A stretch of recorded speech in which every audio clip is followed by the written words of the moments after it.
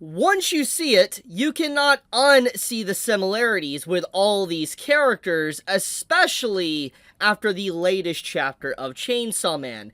This character is a new character that just got introduced with the chapter that came out today, and one good look at her, it's very obvious what connection she has with her other characters I just shown. Look at her eyes. And now take a hard look at Makima's eyes, Fami's eyes, Nayuta's eyes, and Yoru's eyes. They all have a very distinct eye design that's very different from other devils. For instance, to show an example of this, we gotta look at Power. Power's eye obviously is very unique if you really want to get close and personal with it and look at it, but it is not the exact same as what we've seen from the four horsemen of the apocalypse. For instance, what we have seen from Fami, Makima, Nayuta, Yoru, and obviously now whoever this character is. The design is the exact same. Now, to be fair, there is always a potential possibility that maybe Fujimoto-sensei drew this character accidentally like this. That's always a possibility. But I doubt it, with just the concept or theme of the chapter being focused around death itself, and then obviously the in-game objective of at least what we've seen so far from Part 2 of Chainsaw Man has been to take down the Death Devil. It seems more or less likely that this person in particular is the Death Devil, actually finally being introduced into the manga because of the eye design. Now let's get into this a little bit deeper. So basically, to kind of showcase this, we all know that the eyes are the exact same, and this is only something we have seen for these characters, the four horsemen. And as you can see, for instance, when Makima died at the end of Part 1, Nayuta inherited the exact same eyes. She might have been a little bit different, but overall, the eyes were the exact same. Yoru is also someone exactly the same with the same eye design, and once again, this is three different actual entities for the four horsemen. We have, what has been introduced thus far besides Death Devil. And so we're now 3 out of 4 with the eyes all being the same. So what's to say that this isn't potentially the Death Devil? However, I do need to say this, and I would be stupid if I didn't. But there is always, even if it is a 1% chance, and I really think that it might even be too generous, but there is always a percentage that this could theoretically be the new Control Devil. Doubt it, completely doubt it. I don't even want to really humor that discussion, but obviously it is a small possibility. I've seen people trying to say that this might be the reincarnation of Power after the events of Part 1. Once again, I do not think it is, because the eye design is just very... It gives an indication that it is definitely someone related to Yoru, Fami, Makima. You get the point. So, yeah. Anyways, let's actually get into the context of this character. So, the only thing we've seen from this character is that we have this brief page come in where she's getting introduced to a classroom. They're having a school festival, and as we know, Fami is technically here. She's at the school and all that. We know she's going to be participating because she finds it fun. That was literally what the last chapter was basically about. And she's coming here just to, spend time with her friends and stuff. And so we have this character get introduced, going to be a part of it. She's a new transfer student of all things, and she's like, hey, I'm a new transfer student. This is sudden, but I'm here to save you guys. And it's like, okay, I mean,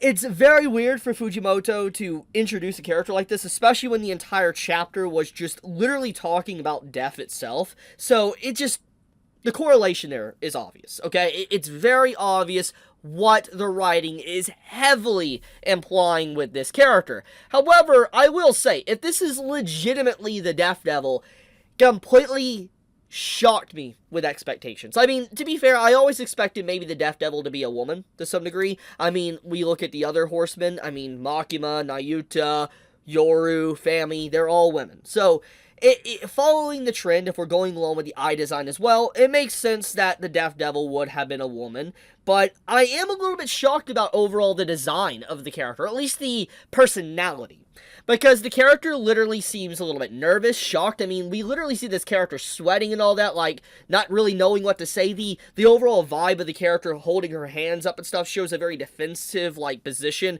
scared and skittish, not really knowing what to say, but she knows she needs to say it, and so she says what needs to be said by saying she needs to save people. It's a very interesting... It's really good character acting. With these very few panels, or just these 2 panels alone with her character, it gives us a lot about her. We can see that she is someone that is nervous, shy, but also has conviction to be able to say what needs to be said if she does believe people need to be saved. Once again, if this is the Death Devil, we can only assume that this is bad news. People are obviously going to die. This is not going to end well whatsoever, and I am curious to see if Fami is going to get involved in all this because of if this is actually the Death Devil.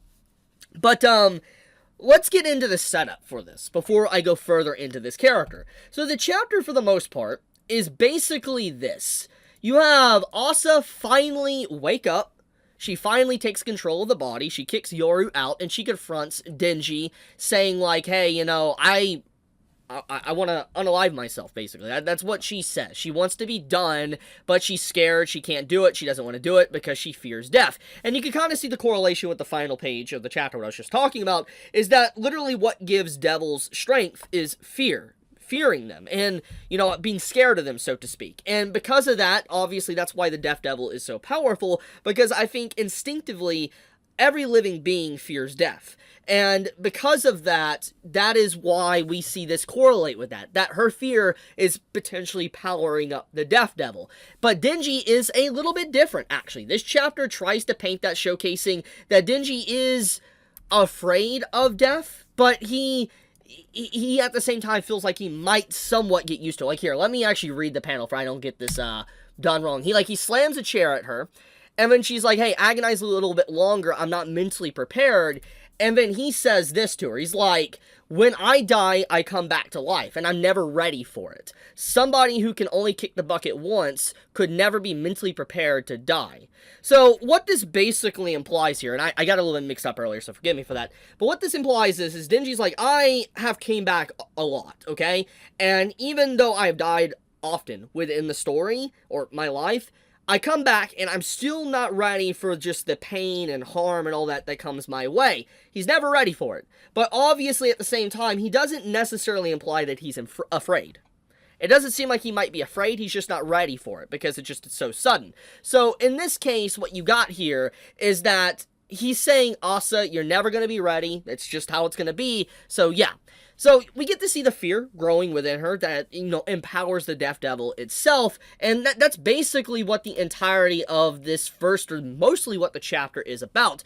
But it is a nice little chapter to have Denji and, you know, Asa connect for a bit. And she basically says that Yoru has something really dangerous planned after, like, the Death Devil. Like, she literally says, hey, we gotta stop this. Yoru is gonna do something very crazy and all that. And we can only assume what is being implied here, but if I had to assume, it's probably the promise of, you know, getting it on, so to speak. And that is probably what is getting Asa all in a twist. I could be completely wrong, but this is Fujimoto. This is the same author that literally there's a video of him saying he can float, okay? This is a man that went into an interview saying he ate his dead fish, okay? Bone and all, okay? His rotting, dead pet fish. So, he's a very, and I use this word loosely, a unique author. And so, anyone assuming that the aftermath after the Death Devil, whatever Asa is talking about here, is 100% serious, I think is sadly mistaken, because I think if there is anything that Asa and Yoru has shown us in these chapters, is that they're emotionally linked. They are connected, okay, completely. And the emotions they feel bounce off each other, and even if Asa's more of the reserved and not really expressing it as often, she probably has similar feelings, and she's very embarrassed about it. And obviously, Yoru promised Denji they're gonna get it on, basically, once, Death Devil is settled. Obviously, if Denji can't do it, he's going to get turned into a weapon. But obviously, it doesn't matter at that point if the entirety of the world's going to basically end. So, what I'm saying is that at the end of the day, this is Fujimoto Sensei. He does stuff like that, so don't be shocked if he goes down the route of just absolute unhinged funniness and all that, or them getting it on, so to speak. That's all I'm going to say. But I'll wrap it up at that. I mean, it's a very good chapter of Chainsaw Man. I really love the direction it's going. I'm excited to see how the Death Devil is incorporated into the story, since there's been a lot of build-up for the character for an extremely long time, and since technically death itself is a very core fear, I'm curious to see how they can overcome death itself. But I love you guys. Thank you so much for watching. May all of you have a fantastic day or night wherever you live. Chibi out.